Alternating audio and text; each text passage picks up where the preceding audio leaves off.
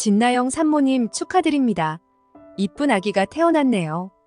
진나영은 방금 태어난 콩이를 안고 기쁨의 눈물을 흘렸습니다. 이제 해들 재단은 나의 것이야. 우리 콩이를 내세워서 어머님의 사랑을 독차지하면 많은 재산을 물려받고 떵떵거리며 살 수 있겠지. 진나영은 콩이를 바라보며 부유한 미래를 꿈꾸었습니다. 하지만 진나영은 전혀 예상하지 못한 일을 겪게 되며 바닥으로 떨어지는데요. 오늘은 진나영이 왜 콩이 때문에 완전히 망하게 되는지 말씀드립니다.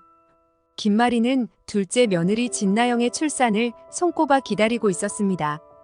첫 손주의 탄생이 가져다줄 행복에 벅차올라 매일 아침 눈을 뜨며 온통 손주 생각뿐이었죠. 그런데도 김마리는 진나영이 어떤 사람인지 전혀 모르고 있었습니다.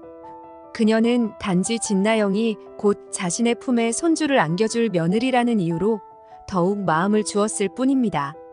첫째 며느리 진수지가 착하고 똑똑하다는 걸 알면서도 김마리는 진나영에게 더 큰 관심을 기울였습니다.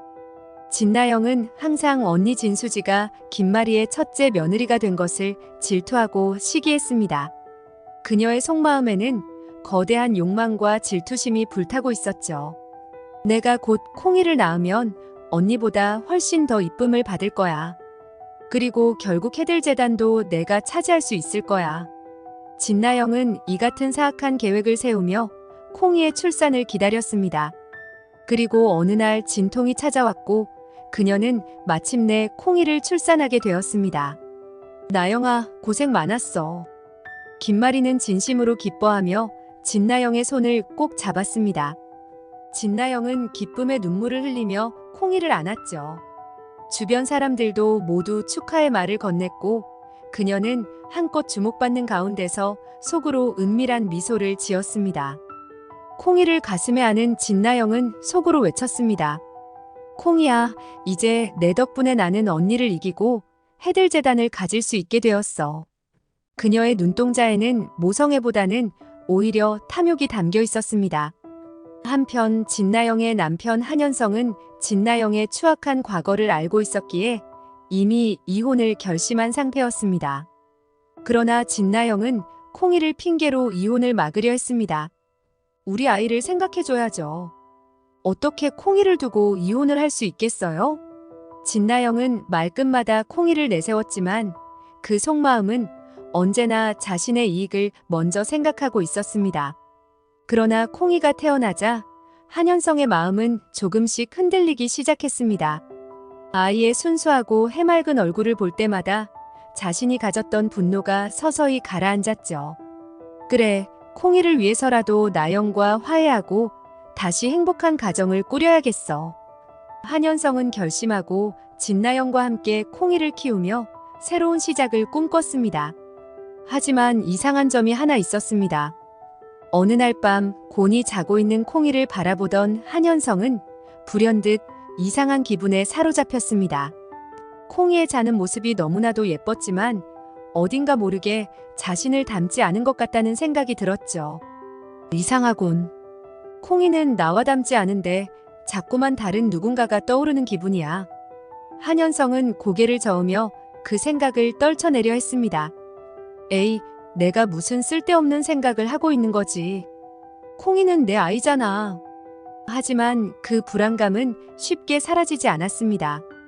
콩이를 보러 온 많은 지인들은 아이의 예쁜 외모를 칭찬하며 한현성과 진나영 부부를 축하했지만 이들 중 일부는 진나영의 과거를 알고 있는 사람들이었습니다. 그들은 은근히 콩이가 진나영이 예전에 일하던 PD를 닮았다는 말을 하기 시작했습니다. 그 당시에는 진나영이 여러 방송 프로젝트에서 일했었고 함께 일했던 사람들 중 특히 한 PD와는 가까운 관계로 알려져 있었죠.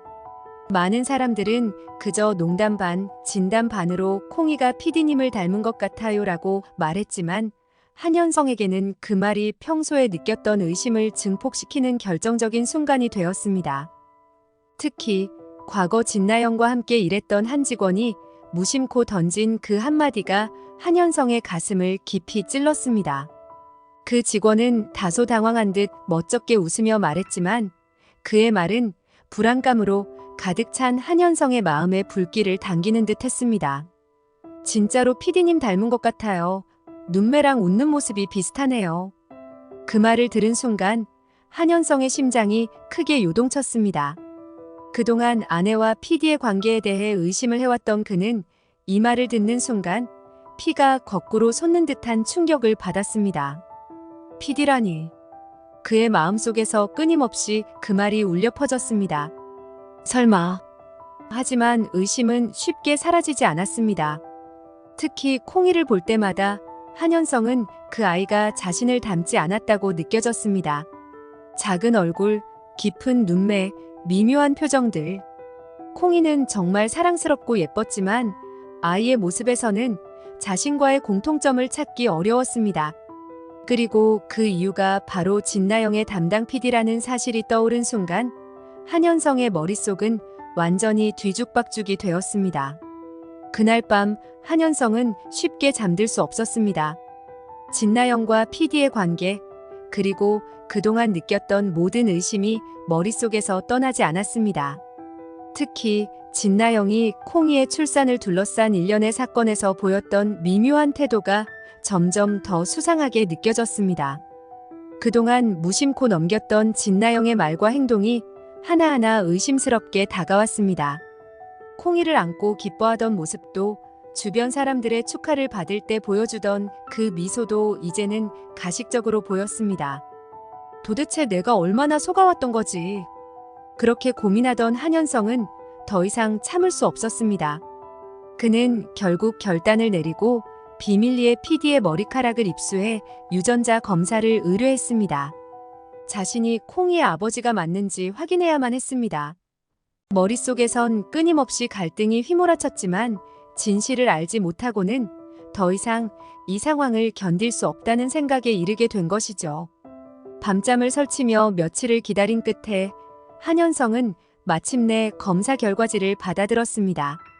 떨리는 손으로 봉투를 열 때 그의 마음속은 온통 혼란과 공포로 가득했습니다. 설마, 아닐 거야. 그는 작은 목소리로 자신을 다독였습니다. 하지만 봉투를 열고 결과를 확인한 순간 그가 가장 두려워하던 일이 현실이 되었음을 깨닫게 되었습니다. 결과지에 적힌 명백한 사실은 콩이가 그의 아이가 아니었고 진나영이 일했던 그 PD의 아이라는 사실을 분명히 가리키고 있었습니다. 한현성은 그 결과지를 쳐다보며 손을 부들부들 떨었습니다. 눈앞의 글자가 도저히 믿기지 않았지만 그저 사실이었습니다. 콩이가 내 아이가 아니라고? 이 충격적인 진실을 마주한 순간 한현성은 분노와 배신감에 온몸이 떨렸습니다.